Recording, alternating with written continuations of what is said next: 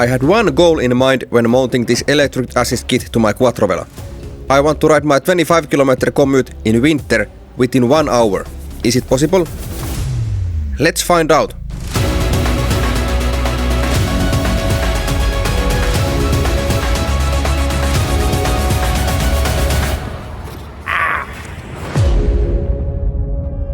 So let's start the commute and see whether I can make it within 1 hour or not. I have 2 kids, so that's why I need to get back home in time. If I don't make it, my wife would probably kill me, and that would be the end of this channel. Also, if I could ride my commutes by Velomobile every day within 1 hour, maybe I could go completely car-free. As you can see on my yard, there's about 5 to 10 centimeters of new snow, but the roads seems to be in pretty good condition. I just don't know if the bike paths are plowed already. Also, it's pretty dark as you can see, but this darkness is all we have here around this time of the year. Okay, so while I'm trying to ride my commute in snow within 1 hour, let me tell you a few things about this e-assist system. First of all, the display. This is way too bright. When I have to ride in darkness, this bright light coming from the display is pretty annoying, and it might even make it a little bit more difficult to see out. I've set the display brightness to minimum, but it's still way too bright. Also, this display doesn't show any useful information which I could use to calculate the energy consumption of the electric motor. Like for example, the state of charge it shows is not very accurate. Look here how the percentage is jumping between 2 values like this. In winter I usually tend to ride at assist level 4 when the battery is full, and switch to 5, which is max level, for uphills. But when the battery drains, I usually just end up leaving it to the level 5. Then I've noticed that the motor loses power when the battery drains. Well, this didn't come as a big surprise, because that's how the electric power works.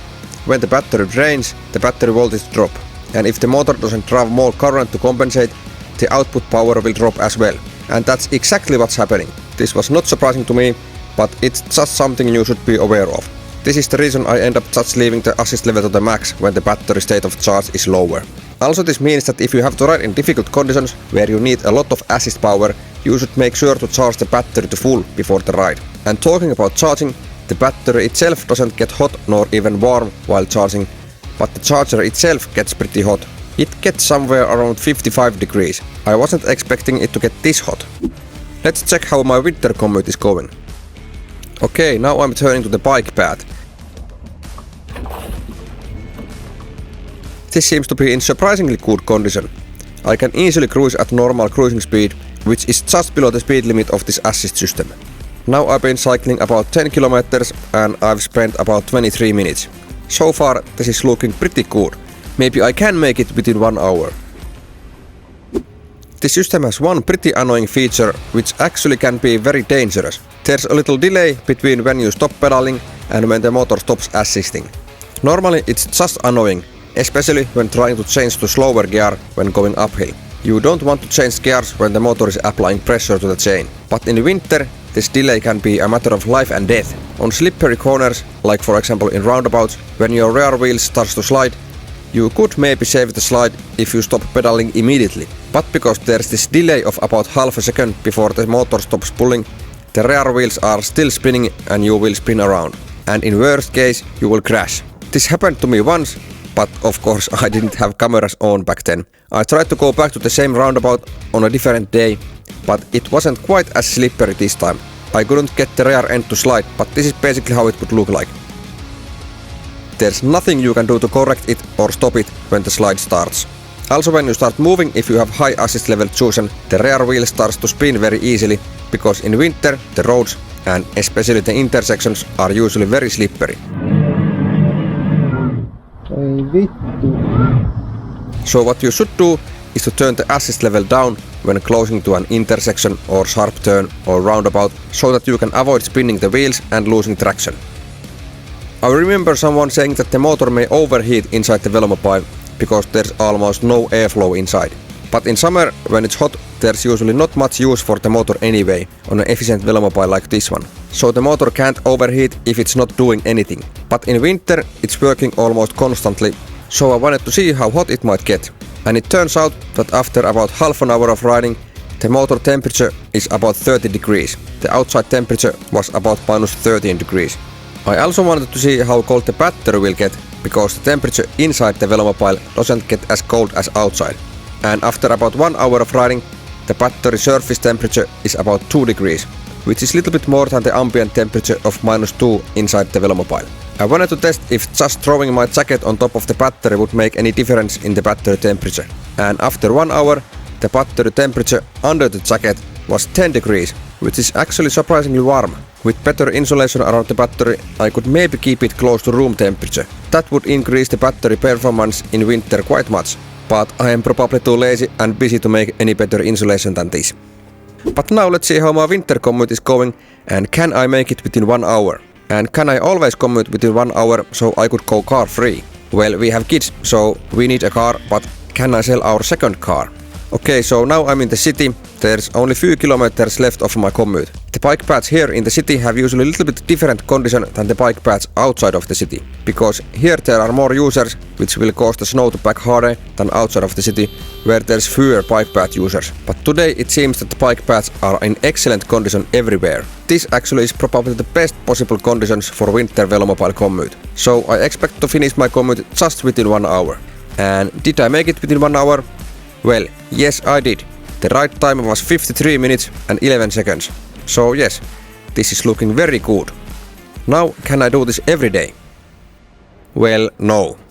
The weather and road conditions in winter are pretty unpredictable, and I need to be able to make my commute within 1 hour every time. Otherwise, my wife would kill me. But when there's a lot of snow, the speed will drop, even with this electric assist.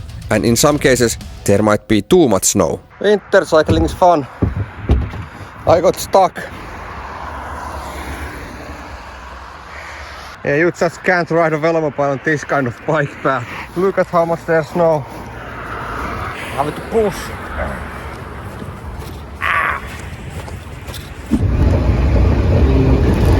Oh shit. Got stuck again. Yeah. Winter maintenance. Very good. Have to push again.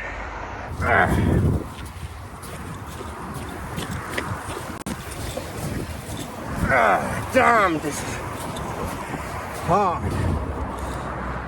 I need both hands for this.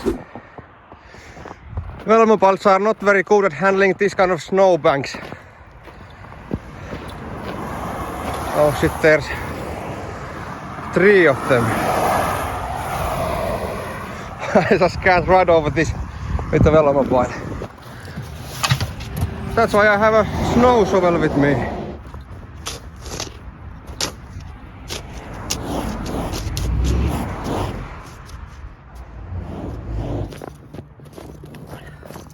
Ride a Velomobiles in winter.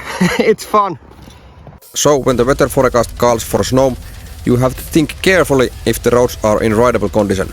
And you have to make the decision early enough so you can have time to charge the battery, because it's not good for the health of the battery if you keep it fully charged for long periods of time. So sometimes it's just better to take a car because it might be too slow or maybe even impossible to ride a Velomobile.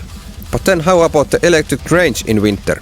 Okay, after the ride, the state of charge it settles around 40%. But while riding, it was as low as 25%. So this basically means that with one charge, I can commute to work and back again. But this was basically the best case scenario in snow because the road conditions were pretty much excellent this time. But this other time was much worse. Also, I didn't charge the battery completely full because that would be bad for the battery health. Today might be the day that I run out of battery. It shows 25% and I still have 20 kilometers to go. The bike path is in very bad condition right now. There's not much snow, but there's just enough that it makes the cycling very hard and difficult. And the type of snow is this kind of heavy snow. I think it's quite wet. It increases the rolling resistance quite much.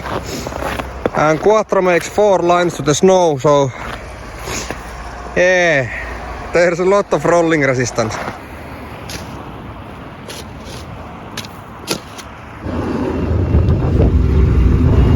% left. Battery is almost completely empty. So what we can learn from this Always bring the charger to work, so you don't have to ride with empty battery. Because now I definitely didn't make it within 1 hour. But in general, I have to say, this is maybe the best 1200 euros I've ever spent. Without this electric system, I would not have been cycling this much during winter. And I probably wouldn't have commuted by Velomobile at all. And trust me, I know. I've ridden this Quatrevelo for 2 winters before this without the electric assist. And it was hard. Now it's very much doable. For example, I made a speed test with this just for fun, so I can compare how much faster this is in winter compared to a Quatrevelo without electric assist and to my Anuch Max recommended bike. And also I chose to do this test when the weather was pretty bad. And I was able to ride this 20km test route through this frozen hell in 54 minutes. It's 6 minutes faster than without the assist. Also the conditions were better back then, even though it was colder. But anyway, I've complained that 25 km/h speed limit for the assist is too slow. But in winter, when there's a lot of snow and ice everywhere, you don't want to go any faster than that. So in winter, this slow assist speed doesn't actually matter so much. Few years ago I gave this Quatrevelo only 2.5 stars review as a winter bike. Back then I said that this might get 1 extra star if it would have electric assist. Now that this has this electric assist, I can confirm that it really makes Quatrevelo a better winter bike. Okay, bye.